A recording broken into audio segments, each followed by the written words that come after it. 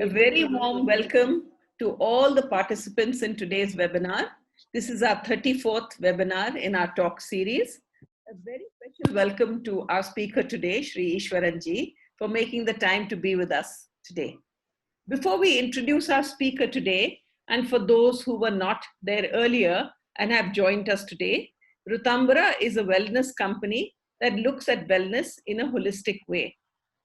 Not just the body, but the mind as well, and all through the practice of knowledge and wisdom that comes from our ancient Indian scriptures and heritage.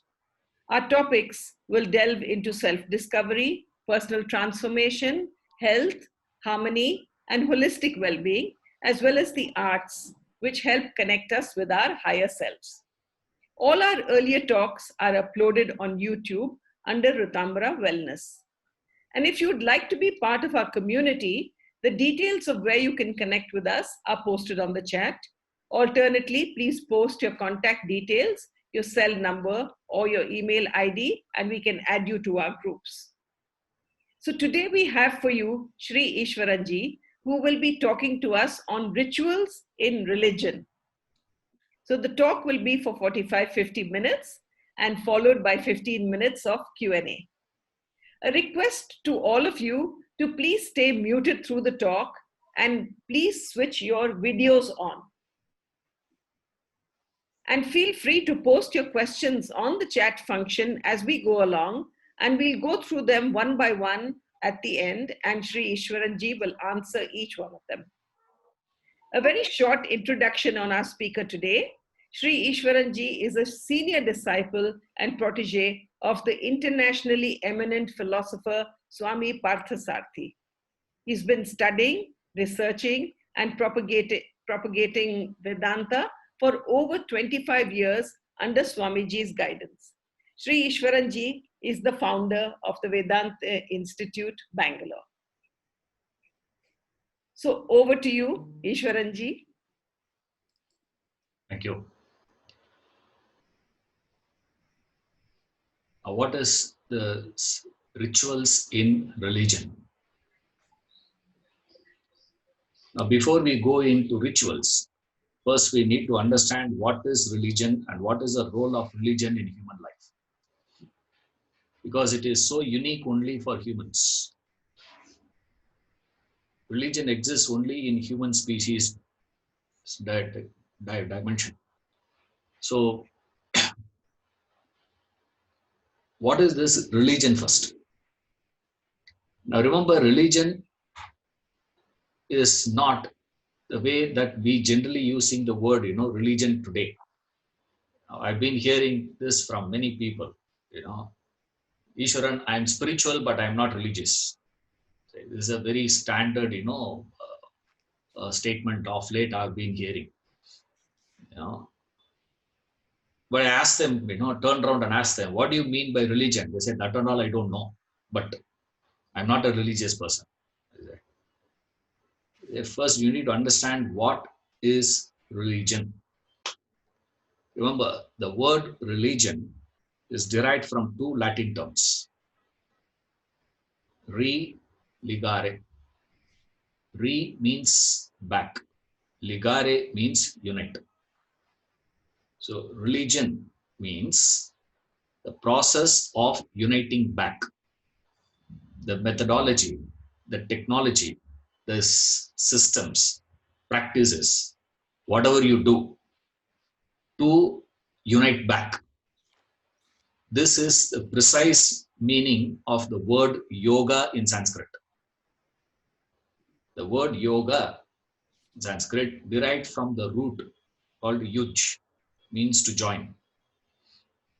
So the moment when we say you have to unite back, there are two aspects understood there. Number one, right now there is a separation that is understood. You see, if the fact that we say you have to unite back, that means today you are separated. Separated from what and all is a different thing that we will see next. But implication is there is a separation. From what we will see later. Right. Now, when there is a separation alone, union back is possible. One. Two, this is more important, most important factor. That is, who will put an effort to unite back? See, separation may exist. That doesn't mean the person will say, I want to unite back. Remember, the second criterion is far more important. The first criterion may be there with everybody. But unless a person feels the necessity to unite back, there is no religion in his life. You see? So whenever people tell me, I'm not religious, I tell 50% you're correct. Why? Because you don't fit into that category at all. I'll just explain what I mean. Sir, imagine there is a couple or lovers, a boy and a girl. They are in love, and for whatever reason they had a fight and they were parted. They were separated. This boy and the girl separated. Now my question is, I may not be able to wait for your answers because in Zoom we can't afford to, but just think, who will put in effort to put that relationship back on track? Who will make the first move? The boy make the first move or the girl make the first move? Will the boy attempt to contact the girl, pacify her, satisfy her, please her to get that relationship back on track, or will the effort be made by the girl first? Who will make the move first?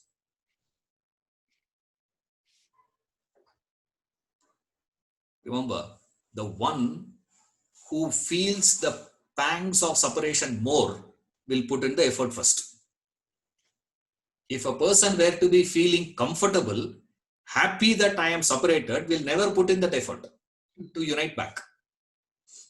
Now go back to religion. Now, has religion any role in your life? I don't care which religion you belong to. Now, that's not what I care. All religions were nothing but different methodologies, different attempts. One person may send a flower. Another person may, try to contact his father. Another person may try to contact through her friend. Another person may just go and stand in front of their house. Each one may do one thing. But, however, what he is doing will vary from person to person depending on the situations and opportunity, whatever it is. But one thing for sure, what is it, sir? He will strive to get back. He will strive to get that relationship back on track only if he feels the pangs of separation. My question to you all is, to what you are separated, from what you are separated, you have no idea. And even if you are told that you are separated from something, you feel, so what? Okay, you are separated from God. If I say, you are going to listen to that and feel what? Oh, is it so, Ishwaran? Are we separated from God? Oh, what a pity. So sad for God. God should be feeling the sadness. Why? Such a great being as Ishwaran is being parted away from God. It's a great loss for God. So now, who should put an effort? Should God put an effort to get back? Or I should put an effort to get back? Put that relationship. Unless you answer this question, rest of the discussion is irrelevant, redundant. Remember, that is why today people feel religion, spiritual, you play with words. You know not what you do actually. You will simply just, use words.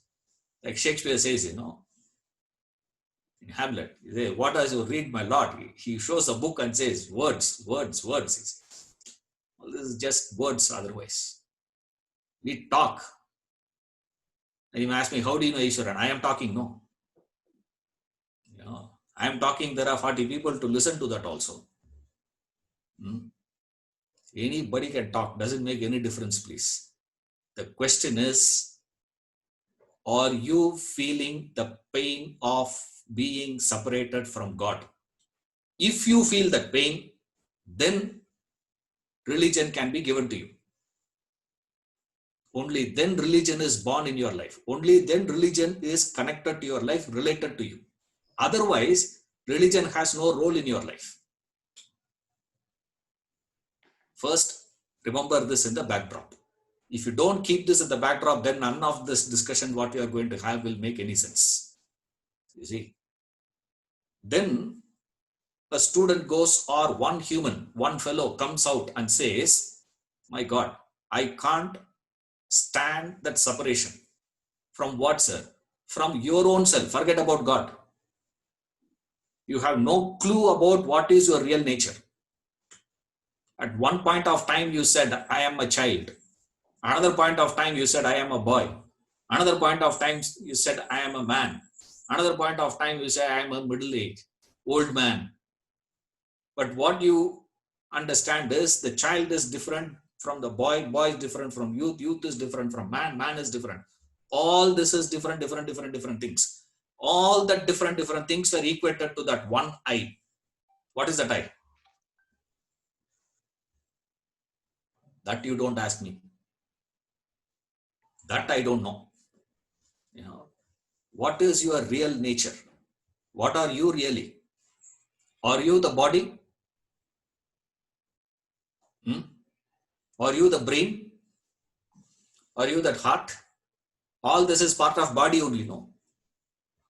And then you say, are you that breath? Are you this various emotions, various desires, various impulses, thoughts, ideologies, beliefs? What are you really? If you say, I am that, if that goes, you should disappear. All your desires, what you had about 5 years back is not what you are having today. What you liked about 20 years back is not what you like today. It's changed, which means you should have been dead by now. You should not exist. But you do exist.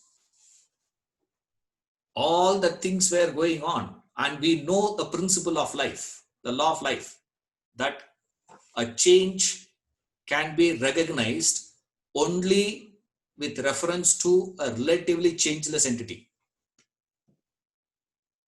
I'm constantly recognizing the change. Now we are able to make the train move. Why? Because the rails are fixed. The movie is happening. Why? Because the screen is fixed. Without that fixed parameter, there is no way that you can recognize change. All of us are recognizing a change that is happening in us. With reference to what you are going to recognize those changes. What is the fixed factor? No clue. You are lost that. And you have to feel the pain of not knowing it. You should say, how can I not know what I am and live life?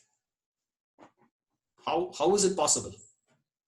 How is it possible for a person to live a life without knowing who they are? We call them as what? When a fellow doesn't know who he is and he is living, is off.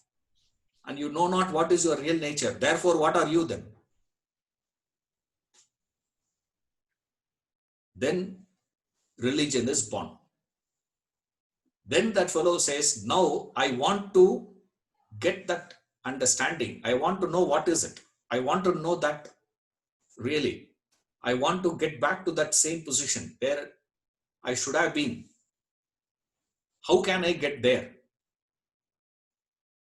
And he doesn't know how to get there.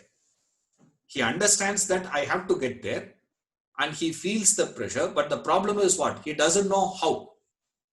The know-how is not known to him. The technology is not known to him. That methodology is not known to him. the path is not known to him. That fellow goes and seeks from someone who would know. That is where everything is starting.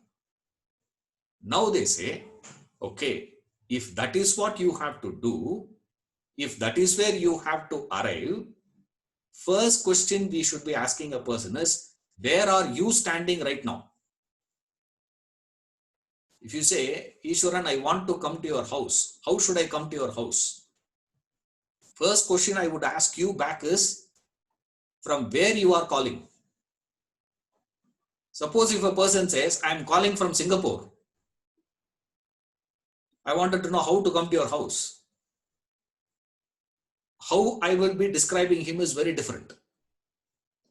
If a person says, I am standing in Jayanagar, Bangalore, then I have to ask him, are you talking about Jayanagar, Bangalore or Jayanagar, Mysore? Because there is one Jayanagar in Mysore also. So I ask him, which Jayanagar you are talking about? First, we have to fix his position.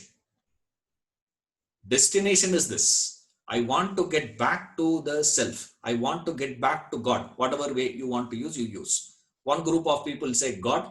Another group of people say self or consciousness or Brahman, Atman, pure this. Very many words we use. You see, each philosopher, each master, we're using one comfortable terminology according to their vocabulary. Right. Now we get involved with all these things. Now, after this comes the religion. Therefore, you'll find in all religions of the world, you find two factors packed in. Every religion in the world has these two things: rituals and philosophy. There is a philosophical portion and there is a ritual. Philosophy you find same in all religion. The philosophical portion of all religion same. There is no difference. Whereas we find a lot of differences in the rituals. Now that's where we get lost. That's what today this modern man, without understanding all these factors, they consider religion means only rituals. No, religion includes rituals. Religion is not ritual. Remember that. It includes that. Plus philosophy. Why these two factors were given? Because there are two grades of students classified into two broad categories first. Broadly, they classify students who are active type of people who have a lot of desires in them, who act. Because if you see life from birth till death, what is happening is only three transactions. Only three things keeps happening. You receive an information from the world. Okay, you get that information from the world. If you have a corresponding desire, thought, belief, value, whatever you call it, I'm just using the word desire or likes and dislikes. I use the word desire for my purpose. That's about it. If I have a corresponding desire, this information will cause a reaction automatic in me. And depending upon that reaction inside, I will throw back response to the world. Right now, I am talking. You're all hearing me. This is the information. I'm giving you an information. If this information goes inside you, and if you are having a corresponding desire, and if you appreciate that idea internally, if you have a like towards what I am saying, if that's the reaction inside you, you will be nodding your head. Suppose if you don't appreciate, if you don't like what I'm saying, what will you do? You will switch off and walk out. I won't even know. Correct. You hear the news. Dhoni has announced his retirement. Information comes to you. Right. I was telling my wife, oh, Dhoni is retired. First question she was asking me, you want sambar or chutney? Because we prepared idli that day, night dinner. I was having dinner. She was asking, you want sambar for that or chutney for that? I said, Dhoni retired. And after 5 minutes, I'm telling her, Suresh Raina also retired. She said, are you having or not? You keep that mobile aside and eat. In her, there is no reaction at all. Why? Because there is no corresponding desire with reference to cricket. Therefore, there is no reaction. I have a desire for that sport. Same time, my daughter walks in. She says, you know, Barcelona lost 8-2. I said, okay, you have dinner. Said, why? I don't have interest with reference to football. Soccer is not my game. You know, I don't have any reaction.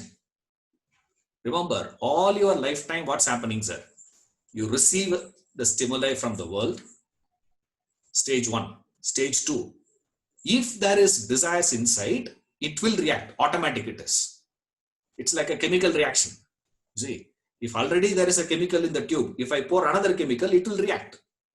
If there is no chemical inside, what will happen if I pour chemical B? No reaction. No reaction internal, no response external. As the reaction, so the response. Right? This is the basic structure of every human's life. From birth till death, what is happening, sir? Only these 3 transactions goes on. Receipt, reaction, response. Receipt, reaction, response. Receipt, reaction, response. Receipt, reaction, response. This is all going on in life. And how this is happening? Reactions and responses were based on the quantum and quality of desires in you. If I have a lot of quantum of desires, I have the quality of the desires, intensity of the desire, then my reactions also will be lot. If I'm not having many desires, I have only few desires, let's say, then most of the informations will receive. That doesn't mean information will not be received. Remember, receipt will happen, but reaction and response will not be happening. Now, come back to religion. I said every religion has 2 aspects, rituals and philosophy. Okay. Now, rituals were addressed to whom? Philosophy is addressed to whom? You would have understood by now. Rituals means what, sir? Action. Action, responses. How do you convert the actions, your responses that you are having to get back to God or self? Or how do you process that information without straight away getting into reactions? Is where philosophy comes. This is where 2 groups of individuals created, extroverts and introvert. Now don't go back to English, please. In English, terminology, extroverted person is social, introverted person means, non-social. We're not talking about that, please. I'm just using that word. Okay, just to classify these 2 people.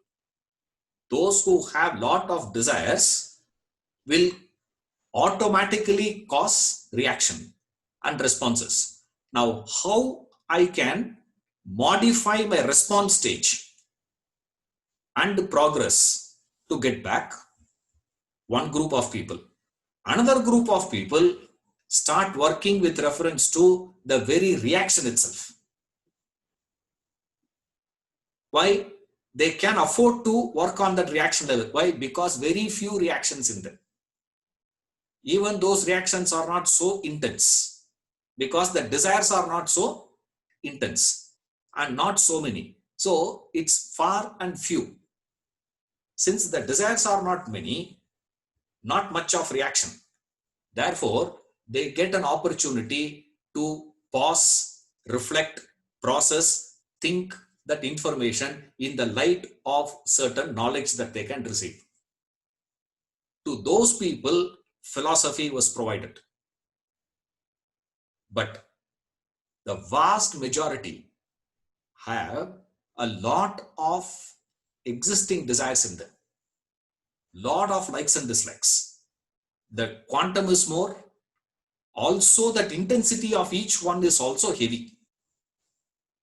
So first thing what they have to do is handle and reduce that quantum of desires, and the intensity of those likes and dislikes should be dropped first, so that they can see with clarity. Using the reference of the spectacle of the philosophy which is provided in the religion, which is provided in the scriptures. You see, I hope you're all with me. Okay, it's not a difficult concept. It's very simple, but if you don't understand, it can cause, a lot of complication. All that you have to understand is these three things: receipt, reaction, response. This is the transaction happens in life. Now, if I have to get back to the self, I have to decide from where I have to start my work. For those who have lot of desires, to them, they cannot start working at the receipt level or the reaction level. They have to work only at the response level, which is what we call as action, work, whatever you do in the external world. Now, using this organs of action, etc. Now, then you can go to little more technical. Okay, this is basic one. Now comes the rituals. Now, don't think rituals are existing only in the religious sphere. Remember, the fact that you look at someone first in the morning when you go for a walk and say, hello, how are you? I am fine, you're fine, is what? Ritual. It's a ritual. If you don't do that, what happens? If someone who looks at you, every day you go for a walk in the morning in the park, suddenly one day that man is not wishing you, let's say, you feel how? Why he didn't do? Isn't it? Then you have to say, how are you?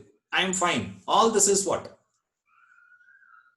Automated response. That is called a ritual. Remember, ritual means any action that you perform, a repetitive action with a particular pattern.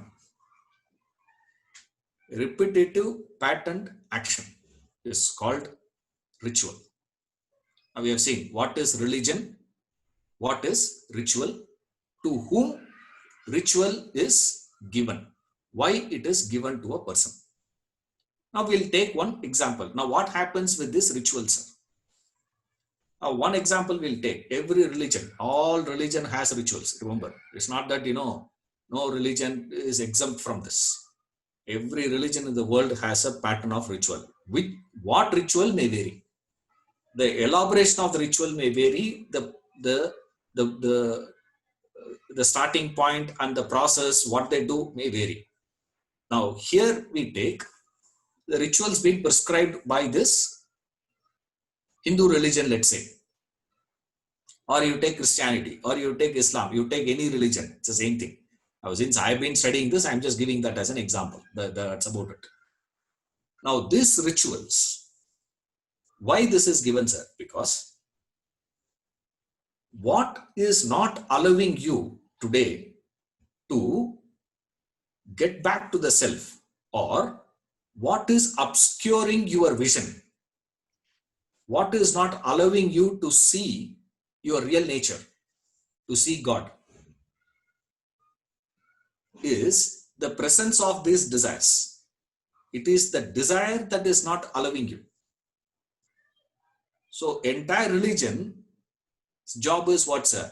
To remove that desire, which is what is personified as Asura, Satan, Shaitan, Mara, all those things. They just personified it. All that means is what, sir?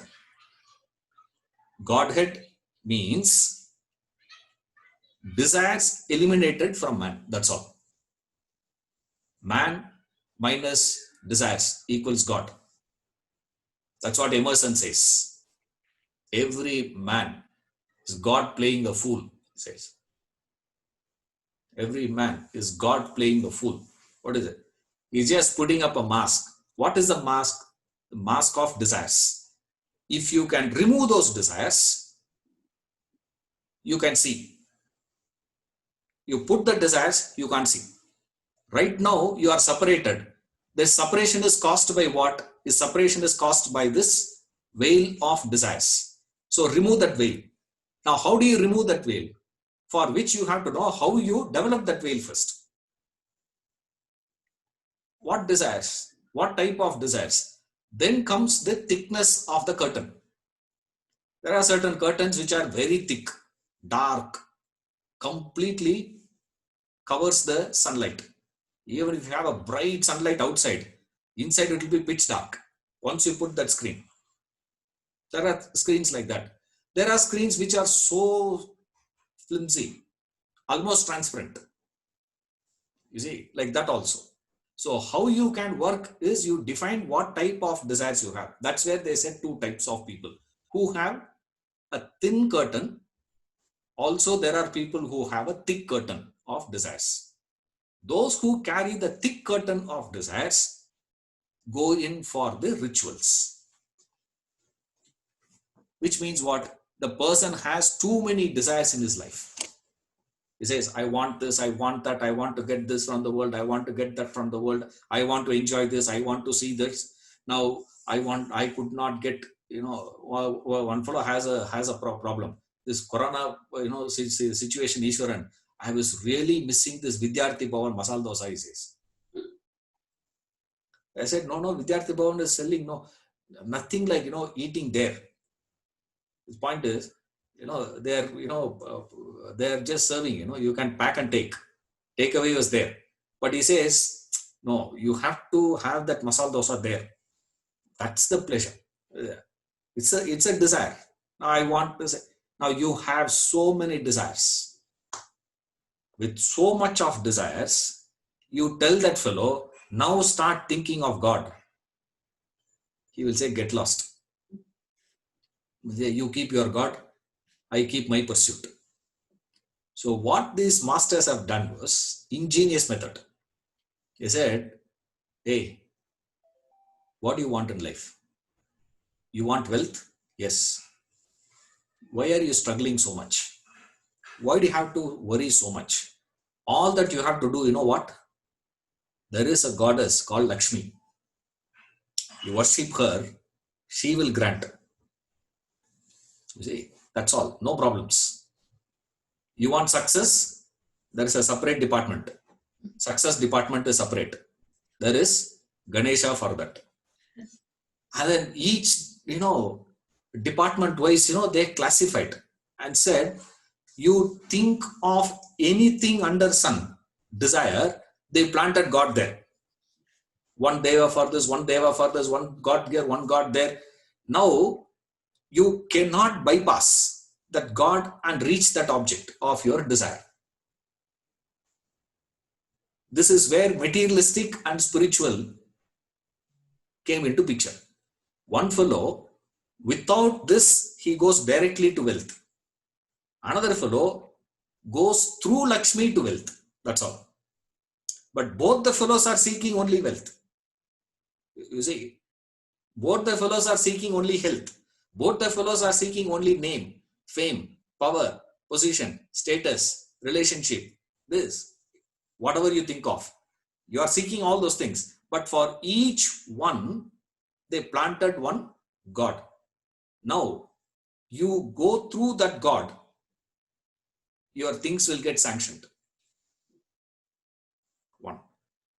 Another religion came. They said, we don't have all these departments and all that. One window policy here. All appeals will be processed through one window policy. That's all. This is the difference. That's where we all fight.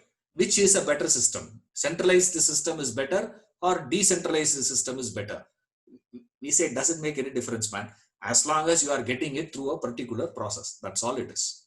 They perceive the whole orchestra of universe is exactly like a government office. It's like the king. The God is presented as though a king who had created the whole equations. That's what in the Gita he says. Prajapati, who created the entire universe, he created devas as well as humans and given instruction to both the fellows. Hey, both you guys help each other. Exactly like many countries where they cannot grow vegetation, but they have oil. Another country has the resources for this. Another country has another resource. Another country has another resources. All that we have to do is what? Have a fantastic cooperative endeavor.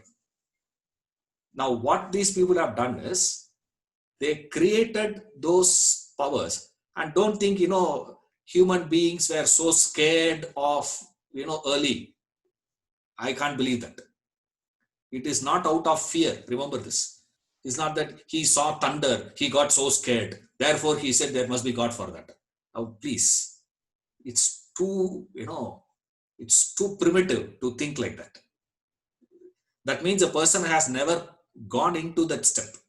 Because the first quality of a spiritual, religious person is abhayam, fearlessness. The fellow will not have any fear, no matter where you put him.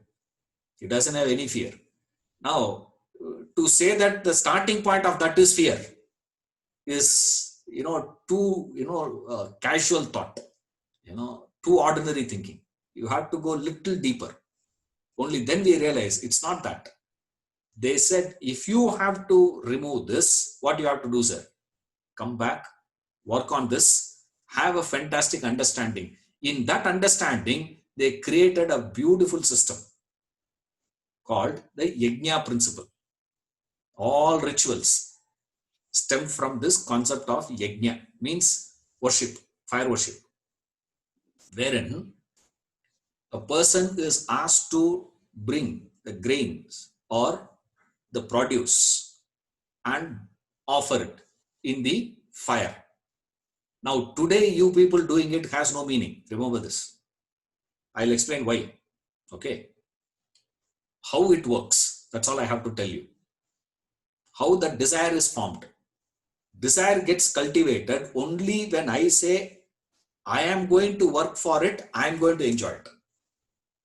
That arrogation is where the whole problem is. They said, how to clip that arrogation. If you can clip that arrogative thought of yours, your desires will start losing its intensity and slowly it will disappear. Right? Now, in this process of yajna, you got to remember, in this country, we were doing all these things as a farmers. And those who are in the farming will understand, even today, to get a produce, you got to slog in the field for 4 months, 3 to 4 months to get one set of crops. Even today, you can imagine about 5,000 years back, 6,000, 7,000 years back, what is the technology availability those days? It has to be slogged manually by that human. He slogs for 4 months in the field. He brings the produce. That he has to put it in fire and burn it. Now today, if you people were to do any havan in your house, don't put ghee. Don't put these things. I asked them, take out your 500 rupee note. Put one by one inside. Only then you will understand what is the meaning of offering a handful of grain. For you, handful of grain is what? Comes from Amazon. Or what is that? Big basket. You make an order in the big basket, it just comes into your doorstep. That you give it to your priest who comes. And the priest also opens that and pours inside. You won't even understand what are you doing. No. Then they said, when you are offering that, they told, these people should utter a mantra. Beautiful one. You have to pour this and say, this is for Indra. And subsequent next statement is, this is for Indra, not mine. This is not mine. Idam na mama. Indraya swaha idam na mama. Agnaye swaha idam na mama. Every time you pour, you have to keep on saying. What is that he says is, for what he has toiled for 4 months in the field, that he has to bring out today and simply burn it for nothing. You see, there is no use at all actually. At least if you give it to a poor man, there is something in it. Now that's where these rituals are so inspiring. You say, do you have the capacity in you to disown, to pull yourself out of what you have slogged for in life? For what I have not slogged for to separate myself is not a big effort. That's very simple. Anyone can do it. Can I do this? When I do that, Idannamama, all rituals were meaningless set of activities. Remember this. Principle of ritual is absurd, meaningless set of activities prescribed for you to do with so much of dedication, with so much of commitment, with which you don't get any result, no profit, no gain. You do this rituals, you do that ritual, what are you going to get? Nothing you will get. But still, can you perform that set of actions? This set of actions is called selfless action.